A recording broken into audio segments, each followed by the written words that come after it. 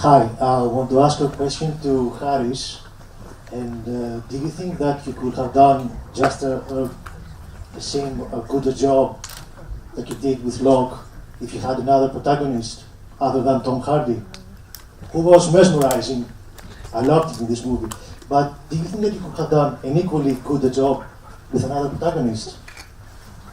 Yes. I think he's a great actor. I think He is one of my favorites. I don't want to diminish anything, but I just want to ask your opinion. my opinion is yes. Although he's wonderful for the film, it was a great script, and it would have been different with someone else, but an equally compelling story.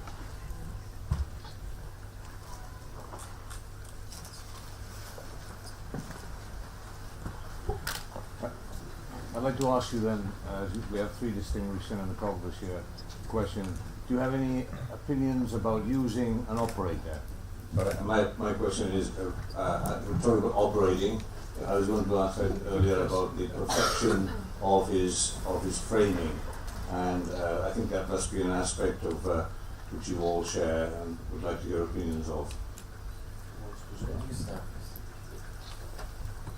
I started my last film. I was operating myself was the White Ribbon,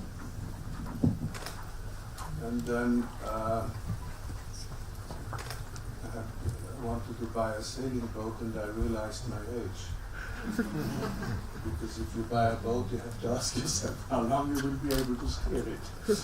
So that led to the next film, to the question. No, in short terms, I was really, I was scared then with Ludwig II. It was a historical film, a big German production in 11. I did the next and did it the first time with, anyway, it was three cameras, so I needed anyway operators. And I was a bit scared to lose the viewfinder, because I was really growing up with the viewfinder. As you said before to somebody outside, I was an entity with my actors. I cannot explain that to an actor. It's just to, I mean, it's very important to be sync with the actor concerning the movement, and that you cannot delegate. You have just to find somebody who has the same need to act. It's not a question of talent, it's a question of obsession or I don't know what. But what I was underestimating is the profit from that situation. I'm very, very pleased now to have acquired first a better contact with the director. Second, a nice big screen. I can control the image, especially for the light, which was very hard for me in the White Ribbon, because operating is it's nevertheless a kind of gymnastic sometimes, and takes away a lot of energy and concentration for the light and for the actor and for the director. So for the moment, as I find finally a good operator, in other words, my ex-first assistant over many years, he never did that before, now for that movie, and it was really minor problems, ridiculous, not worth to mention it. And the profit was big, so now I'm a fan of it. But you know, I think in Europe it was the problem that there's no history for that. We all had to start our work with TV, and there was no way for an operator. Even the word was not known. And I think it has to do with that we have no culture in our generation, at least not mine. Yeah. Well, my experience is a little different in the very early on, and I think that's kind of how I got a lot of work in the beginning, was to have to work with more than one camera. Pretty much from my first film I had to do a camera film, and in the beginning I used to operate one camera and then have someone that would operate another camera, and I increasingly got frustrated with the level of control I could have over both images, because when you watch a film, there's no A or B camera. There is only the shot that the audience experiences. And I am a huge fan of having an operator, and about having a loyalty to that system and a crew. That those people grow up with you, like your gaffer and your camera assistant and your grip, and you have a working relationship. And I found that to have ultimate control over the image, I had to sacrifice probably the most enjoyable part of cinematography, which is to operate. So it was really, for me, it is for the good of the film. You have to learn a skill, which is how to work with an operator and how to work with 2 operators, 3 operators, up to, I've had to work with up to 7 operators on certain things and check everything. And I think that is something I've learned personally to enjoy and utilize and profit from, as you said. I think that's a great word from it. I mean, we are used since the Steadicam at least. Since the 70s, 80s, we were used to have somebody else on the camera, or underwater, or whatever. There's a certain liberty for the director and the actors as well. If you can light and photograph a film for multiple cameras. So I guess, particularly because I work with theatre/actor directors too, performance is so key to them that the idea of multi-camera was something I just had to learn to both light for and manage very early on. And that means an operator, or more than one.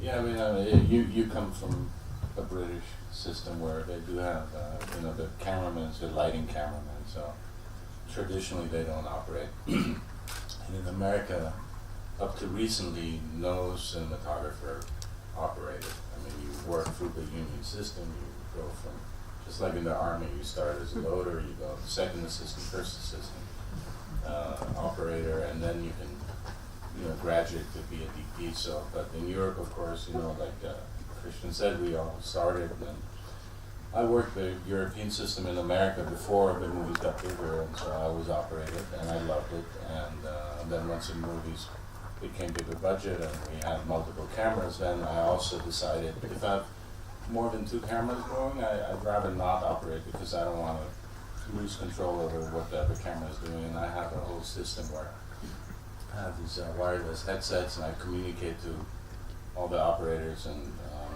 it's changed the whole dynamic on set, because now I'm at my controls with the monitor, I'm talking to them. It's almost like a TV director, where you're making sure they're not covering the same thing and shooting. So you want that, but I do welcome. And on Nebraska, I operated 100% of it. It was with Alexander. We don't have even video playback. We don't have we never did, even when we did film. We just he stands next to the camera. He sits on an Apple box right under the lens. He has like an onboard monitor or like something this size, and I'm operating. So it becomes a very intimate, very direct way of communicating with the actors, and that to me is still the best way to do it. Of course, it's a big movie and you have many things going on. It's a whole different dynamic. But the purest form of photographing and capturing and filmmaking and working with the actors, I think, is if the director standing next to a camera. He doesn't have video assist. I mean, Nick Cassavetes, John's son, he doesn't even have any caption, and he doesn't want it. And it's nice. It becomes the way it used to be. You communicate. The director has a trust with the cameraman. He looks to him after the take. The cameraman goes like this, and he knows, didn't cut somebody's head off. And that's nice. It's nice not to play back. I think it kills the momentum you have on set. If you go and review all the time. I mean, it's a different question, but the whole being able to playback, and then you get actors coming to watch playback. So we don't like to have that situation. And then George Clooney, for example, who's an actor, he really hates that. He doesn't want any actor to come. So he also doesn't have it. And Depends very much from the director. yeah, it depends. I mean, most directors, I would probably say most directors live in this video village. You know, they don't come out. They're in the room next to where the scene is taking place, and then when you say cut, then the actor looks up and you hear a voice from the other room, and they go, you know, great, let's do another. You know, but they look at the camera operator, they look at the cameraman.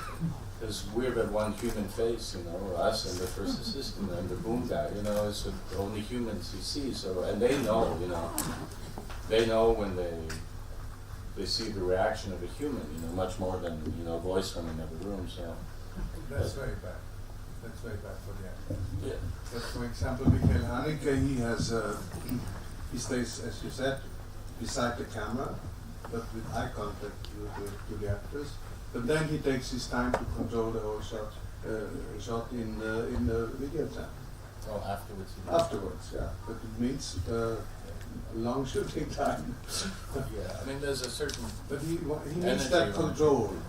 But Yeah. during the shot, he's only there.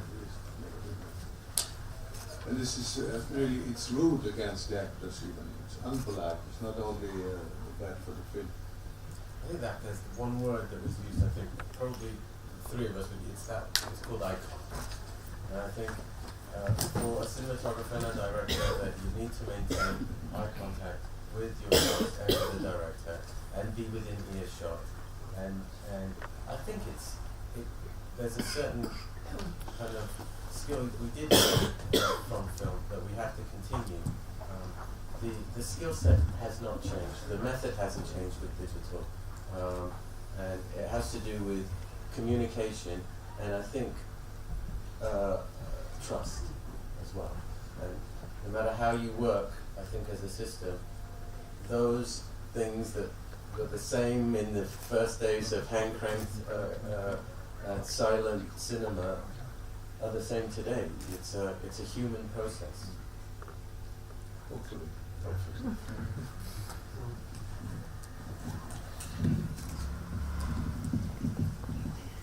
In the Margot masterclasses, which Christian has taken part in, we use the word inspiration. We call them inspiration. I'd like to know from the three of you what has inspired you the most and what continues to inspire you about your profession. No. Not an easy answer. I apologize. You start. Compromise. Okay. I guess for me to be a cinematographer, what drove me there is kind of an interest in the human condition and the human story, and that's always been my inspiration to being a cinematographer. The way I can express myself is through cinematography, lighting and composition, and I feel I can be useful to the craft of filmmaking in that aspect. But from day one, it was never the image, but always the content. That's been number one inspiration, always will be. And the human face, I think, as a cinematographer, you've got to really love the human face and be able to be that conduit for the audience in a way and the story. And it really is the human face. Those, if I may just interrupt you, those are comments I would expect to have from somebody come from a documentary background. Your background is not really documentary in that sense, so it's really amazing, and I think that's such a... I came from a fine art background. Yeah.